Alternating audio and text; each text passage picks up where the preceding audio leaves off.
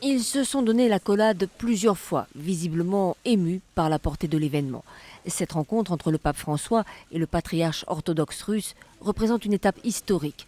Depuis le schisme entre chrétiens d'Orient et d'Occident, soit près de 1000 ans, ce rapprochement ne s'est produit que partiellement avec le patriarche de Constantinople, mais jamais avec le représentant de l'Église russe. Or, avec 130 millions de fidèles, c'est de loin la plus importante des églises orthodoxes. Nous avons parlé comme des frères, nous avons le même rite, nous sommes des évêques. Nous avons parlé de nos églises.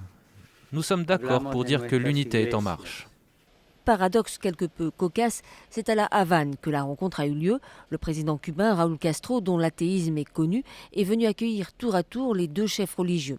Mais en arrière-plan de cette rencontre, il y a un troisième homme, Vladimir Poutine, proche du patriarche russe. Pour certains observateurs, le chef du Kremlin, qui espère régler le conflit syrien avec Washington, a sans doute œuvré à ce rapprochement. Les deux hommes ont signé une déclaration commune dans laquelle ils souhaitent le rétablissement de l'unité des chrétiens et appellent à leur protection au Proche-Orient. Après cette escale de 3 heures à Cuba, le souverain pontife s'est envolé vers le Mexique où il entame une visite de 5 jours.